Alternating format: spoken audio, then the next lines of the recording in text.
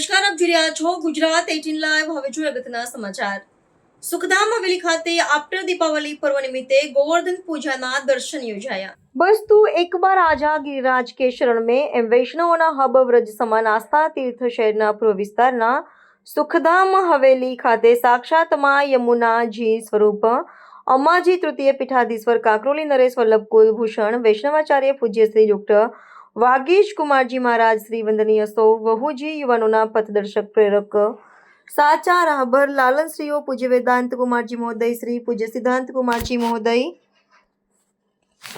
ની મંગલમય ઉપસ્થિતિમાં કાંચગાઈ ગોવર્ધન પૂજાના મનોરથ દર્શન યોજાયા। પૂજ્ય શ્રીનો કરકમલો દ્વારા ગોવર્ધન પૂજાની વિધિવત રીતે પૂજા અર્ચન કરી સુખધામ હવેલી વ્રજના જતીપુરા ધામમાં ફેરવાઈ હતી। એટલું જ નહીં, પ્રભુ કૃષ્ણની પ્રિય કામધેનુ ગૌમાતાને પણ અબોલ પશુપ્રેમી પૂજ્ય શ્રી વેદાંત કુમારજી મહોદય દ્વારા પૂજા વિધિ કરી હતી। ગોવર્ધન પૂજામાં વૈષ્ણવો ગિરિરાજ ધરણ શ્રીજી તુમારે શરણ में એમ ગોવર્ધન પ્રભુની પરિક્રમા કરતા સુખધામ હવેલી સાક્ષાત જતીપુરા ગામમાં ધામમાં ફેરવાયું હતું। કીર્તનકારોએ કીર્તનોની ધોળ પદ મંગલ વધાઈ સાથે અષ્ટસખાના કીર્તનોની ભારે રમઝટ બોલાવીને ભક્તિમય વાતાવરણ જોવા મળ્યું। હવેલીના મુખ્ય જીવો લાલાકાકા દિનેશભાઈ ગૌતમભાઈ કૈલેશભાઈ રમેશભાઈ રામુભાઈ સહિત પ્રભુના અલૌકિક મનોરથ દર્શનની સુંદર સજાવટ દ્વારા વૈષ્ણવોને પ્રભુના અલૌકિક દર્શનમાં સહેજ ઊણપ ના રહે તેવી વિશેષ કાળજી રાખીને વૈષ્ણવોને ભક્તિમાં ઉત્પ્રત કરતા જોવા મળ્યા। પૂજ્ય શ્રી ડોક્ટર વાગીશ કુમારજી મહારાજ શ્રી કરકમલો દ્વારા પ્રભુની આરતી ઉતારવામાં આવી હતી।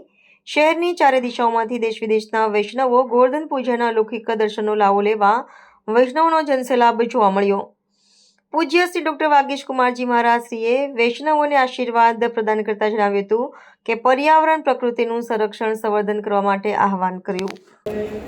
કૃષ્ણ વંદે જગતગુરુ। સમગ્ર વિશ્વની અંદર જ્યારે પર્યાવરણની, પાણીની, પ્રાકૃતિક આપદાઓની વાતો થતી હોય ત્યાં ભગવાન કૃષ્ણ એના આઇકોનિક મહાપર્સન છે એવું મારું ચોક્કસપણે માનવું છે।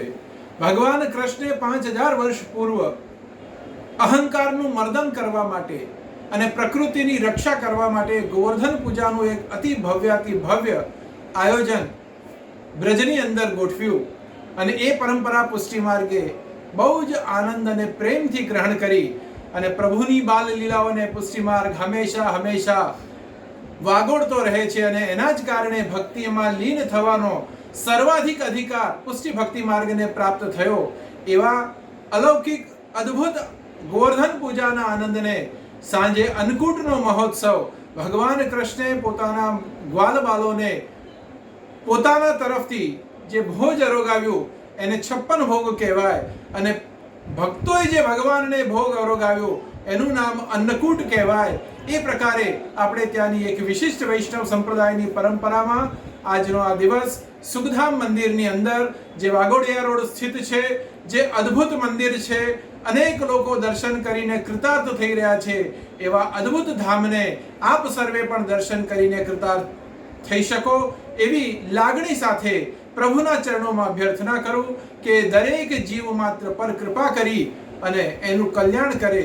એ જ અભ્યર્થના, એ જ મંગલ કામના।